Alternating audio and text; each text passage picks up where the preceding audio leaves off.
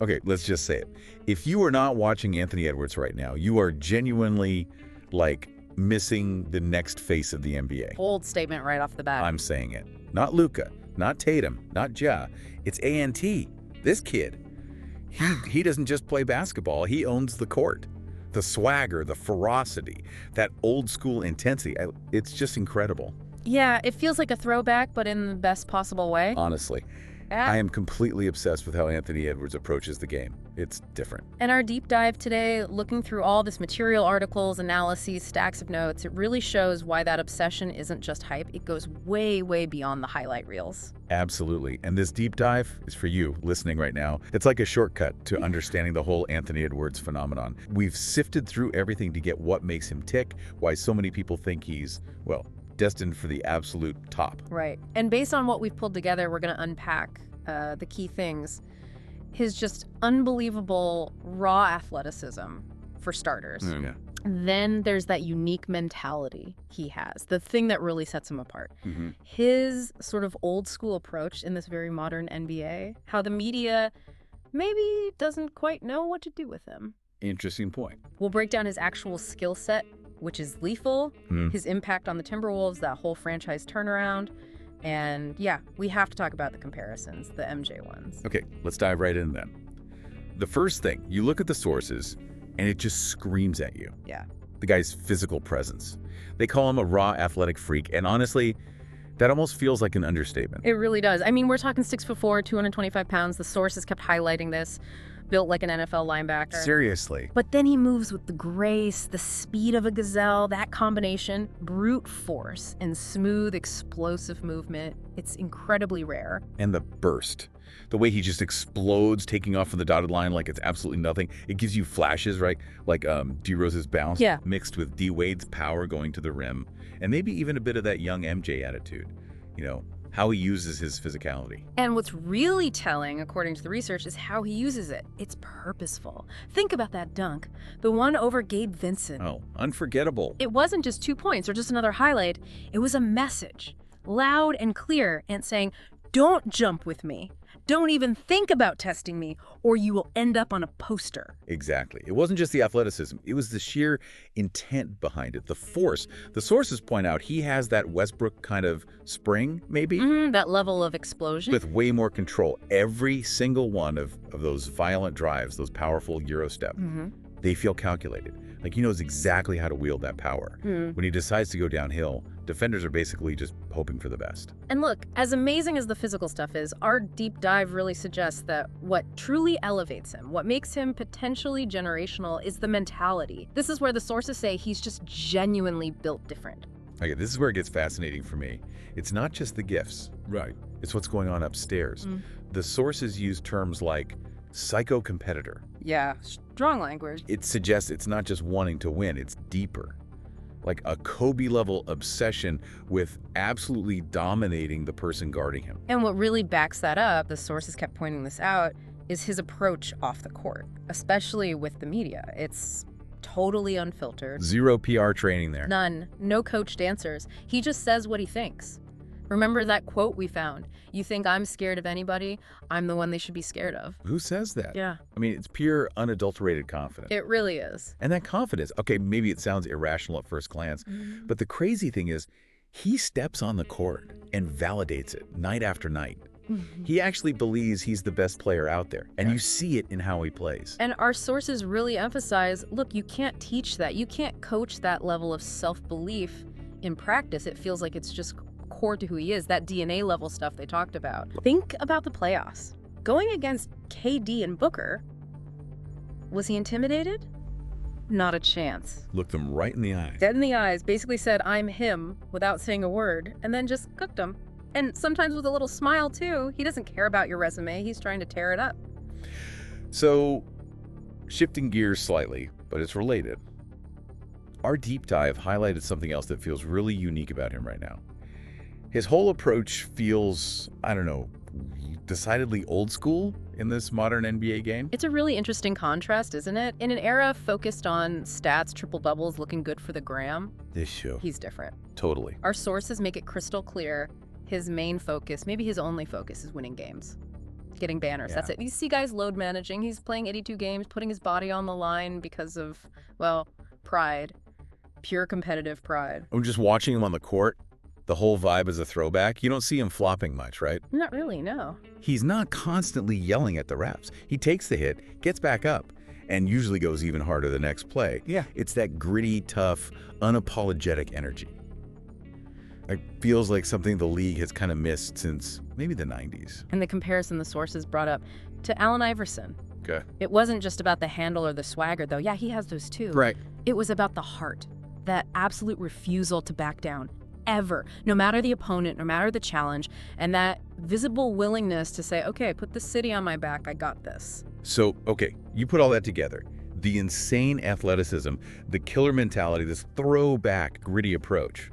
Our research then asks the question, why isn't the media universally anointing this guy as the definite next face? It feels like he should be everywhere. And the theory that emerged from the sources is, well, it's pretty interesting. It's basically that maybe the mainstream media just doesn't quite know how to package him or market him. How so? Well, he's not generating headlines through off-court drama or, scandals. He's just exceptionally good at basketball and seems authentically himself. And the idea presented is that maybe being too real, too unfiltered, is actually a liability. In a league and a media landscape that kind of thrives on easy narratives and clickable headlines. Yeah, that's the suggestion. He doesn't really play the victim. He doesn't seem to be chasing the spotlight or external validation. He just earns it on the court. Exactly. Purely through performance. Yeah. And that kind of messes with the usual media machine, how they build stories around stars. Our research hints that maybe it's easier to talk about, I don't know, the nuances of the Jokic pick and roll Right. than it is to just state the obvious. Ant might just be the best two-way guard under 25 in the league, period. It really feels like he's being maybe intentionally slept on. And the warning that comes through loud and clear from the sources is anyone being slept on like this, they're potentially a nightmare waiting to wake up for the rest of the league. All right, let's get back to the actual hoops for a second. Our deep dive really dissected his scoring package, and the term that kept coming up was deep bag. Oh, it really is impressive, especially considering how young he still is. You've got the confident pull-up mid-range, that's money. You've got the step-back three, which he hits reliably. He can take smaller guards down low, post them up, score over them. And the finishing, through contact with either hand, remarkable touch. And the sources pointed out a couple of things that maybe fly under the radar a bit. His shot selection. Getting better all the time. Rapid improvement. And his footwork, honestly, it's criminally underrated. Totally agree on the footwork. He creates space with that power and burst, but also with real finesse, technical skill. It's not just bull in a china shop stuff. And you have to keep reminding yourself, he's only 22. Yeah. He's already making elite All-NBA defenders look uncomfortable, sometimes even silly. He is nowhere near his prime yet. That's a scary thought for opponents. And speaking of things that get overlooked, our research also made sure to highlight his passing. Yes. Probably the most underrated piece of his offensive game right now. He actually reads help rotations pretty well. He consistently makes the simple, correct play, hitting that corner shooter when the defense collapses on his drive. It's not always the flashy highlight reel assist, is it? No, not usually. But it's incredibly effective. It's winning basketball. That word effective, it really does seem key to his whole game, doesn't it? Not always viral, not gimmicky or flashy for the sake of it, just solid plays that lead to wins. So thinking about his game overall, what specific part of his play really jumps out at you the most when you're watching him? What's the thing that makes you go, okay, this is different? That's a good question. For me, I think it's often how effortless he makes genuinely difficult shots look, especially the contested mid-range pull-ups or finishes through traffic. Just speaks volumes about the blend of physical gifts and deep skill. But okay, moving from his individual game, we absolutely have to talk about the context here. The team he basically took over, the Minnesota Timberwolves. Oh yeah. Let's be honest. This is a franchise with a long history of, well, struggling. Dysfunction. Being mostly irrelevant in the big NBA picture before Ant showed up. Exactly right. And the sources we looked at give him enormous credit for flipping that script, almost single-handedly.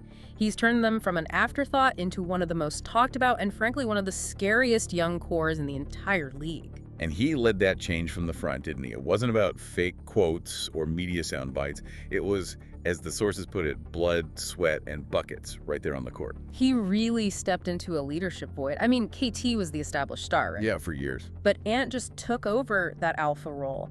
He made Rudy Gobert's defense matter again by giving that team an identity, a swagger, a competitive fire they just didn't have consistently before. He took a team that was, let's face it, often a punchline, a meme team, Godly true. and turned them into a legit, feared playoff team. That kind of impact, changing the whole culture, the trajectory of a franchise through sheer force of will and just brilliant play. That's undeniable superstar material right there. And this naturally brings us to maybe the biggest comparison, the one that gets talked about the most, Michael Jordan. Our sources tackle this head on, and the argument is maybe those comparisons, they aren't actually that crazy. No, they're very careful, right? They make it clear. Yeah. Nobody's saying he is Michael Jordan. Right. Not yet, anyway. But that there are these moments, glimpses, a vibe that just feel familiar. Yes, exactly. It's that incredibly rare mix. The physical stuff, the body control in midair, the bounce, the way he finishes, but combined with that white-hot competitive fire. And crucially, that knack for rising to the occasion when the pressure is absolutely maxed out. Our sources called it that rare MJ-like blend of charisma and carnage. The guy just doesn't shrink when the lights are brightest. He gets bigger. He becomes a monster. Yeah. Just like Mike did. And look, we've heard MJ comparisons thrown around before, right? For D-Wade, for Kobe, even for Ja Morant for a bit there. But our research suggests that with Ant, it feels different. It feels more organic, maybe, more earned through what he's actually doing on the court, less like a marketing ploy. It seems based purely on the results and that undeniable, almost primal competitive nature. Yeah, the strong feeling from our sources, look, if he keeps climbing like this, keeps improving at this rate, those comparisons might not sound so blasphemous or, premature for much longer. So let me ask you, listening, when you watch Ant play, do you see those specific MJ echoes in his game, his attitude, maybe those clutch moments? And finally, our sources build a really compelling case for why the NBA, as a league, needs an Anthony Edwards right now at this particular moment. Yeah, the league's definitely in transition, right? The Yeah. Giants the last decade, plus LeBron, Steph, KD, they're getting older, their dominant eras are winding down. And while you have incredible talents like Luka Doncic and Nikola Jokic, absolutely generational players. No doubt. Our research suggests that for whatever reasons, they haven't quite grabbed that same kind of magnetic pull for a broad American audience. Not in the same way that MJ or Kobe or even AI did back in their day. But Anthony Edwards, he could be that guy. Our sources really believe he's marketable because he's authentic, not fake. He's got style, but he's definitely not soft. He's dominant on the court, but without any of that toxic baggage. He almost feels like a callback, doesn't he? A representation of what basketball was at its most compelling, and maybe, according to our sources, what it desperately needs a dose of again, especially if the league leans too hard into just finesse, pure shooting, analytics above all else. He brings back some of that raw, unfiltered soul. Yeah, soul's a good word for it. And the warning our sources give is pretty blunt. If you're not watching them closely now, you'll regret it later.